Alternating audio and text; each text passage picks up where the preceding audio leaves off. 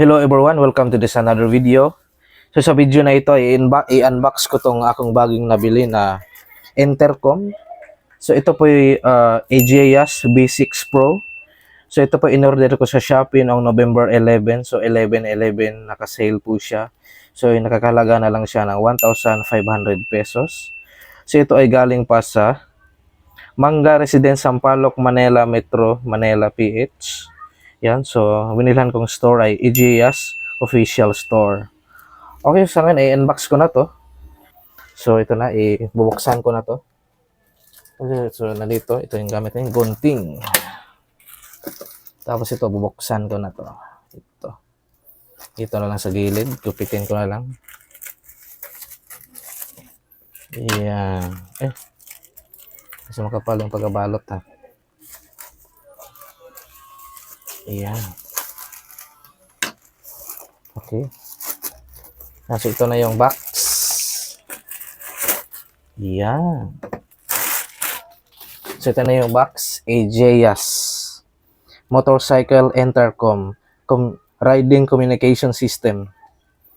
Tapos yan. So, ang model po ng intercom na to ay B6 Pro Plus 6 riders. Okay.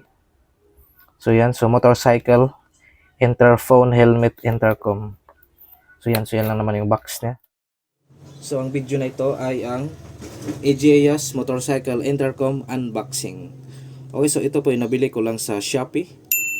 So, nung 11/11, so naka-sale po siya. So, bali ito yung box niya. So, AGIAS Motorcycle Intercom Riding Communication System. So, ito yung front, gilid. So, ang model nito ay B6 Pro Plus 6 riders. Okay. So, yan. So, ito yung likod niya. Tapos, ito yung isang gilid niya. Okay, so ito yung box niya. So, medyo shiny. So, yan. May pagka-rainbow yan, no? Okay, so, buksan ko na to. Okay, so, dito, ito yung clip niya. Yan. Tapos, pagbukas ng box, ay ito na yung laman niya. Ayan. Grabe yung tigas na ano. Oops. Hirap na galin eh. Ayan. So, okay, so ito na yung box niya. Ayan. So, dito, ito na yung mismong intercom. So, ito po yung itsurang ng intercom. Ayan. So, AGIAS Intercom B6 Pro. Ayan. So, yan mga buttons niya. Phone button, moto button, volume down, volume up. Tapos, B, C, A, D, and power off. So, ito antenna. Tapos, ito yung charging port at saka yung connection. Taka type C na po siya. Tapos, ito yung sa likod. Yan, ito ay clip. Ito yung kiniklip doon para sa helmet. Tapos yan, wala naman. Yun lang naman. Okay, so yun yung AGIAS. Okay, lagay ko yun dito. Tapos, ito namang the rest sa loob ng box. Yan, so ito po yung user manual. Saka yung warranty card. Okay. So itong user manual na to ay marami siyang language like English. Ano pa to? Spanish.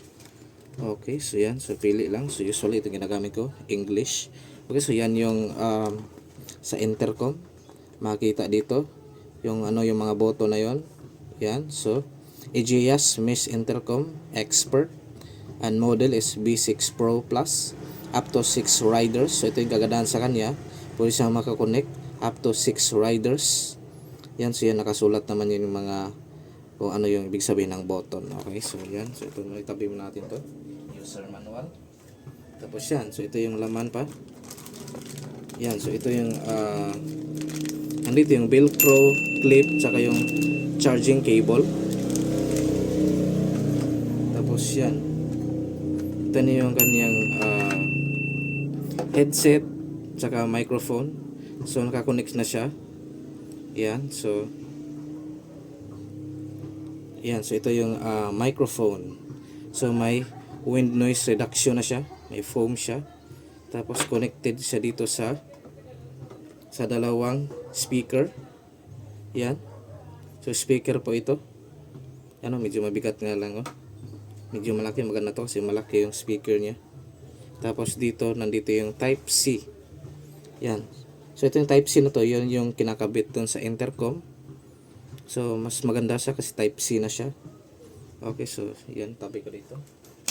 Nasa ito yung laman ng yung isa pa. Tanggalin ko yan. Oops, nahulog. Okay, so ito yung charging cable. So USB Type A to Type C.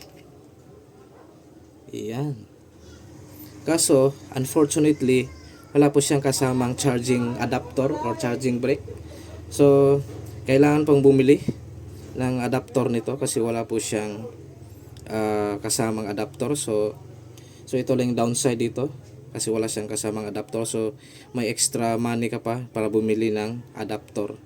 So, AJS, baka naman next time, lagyan nyo rin ng adapter para kompleto na talaga. Okay? Tapos dito naman, so ito yung clip niya. Ito yung nilalagay sa helmet. So, dalawang klase po siya ito. Clip type. Ito naman ay adhesive type.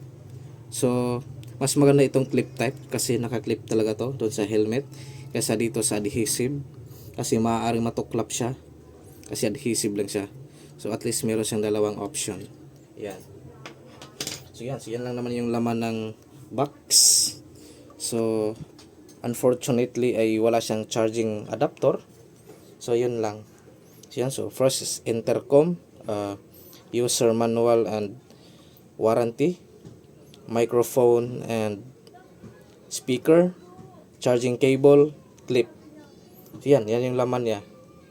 So, yan lang. So, maraming salamat pala sa inyo panonood sa video na ito. So, yan, pinakita ko lang sa inyo yung laman ng AJS B6 Pro. So, ang kulang lang talaga nito ay adapter. So, yan lang talaga yung kulang. So, yan. Okay, so ito pala yung nabili ko sa Shopee sa nung 11/11. Nakakahalaga siya ng 1,500 pesos sa AJS official store. Ipakita ko yan dito sa screen kung saan. Okay, so maraming salamat and thanks for watching. See you again in my next video. Keep safe and have a peace out.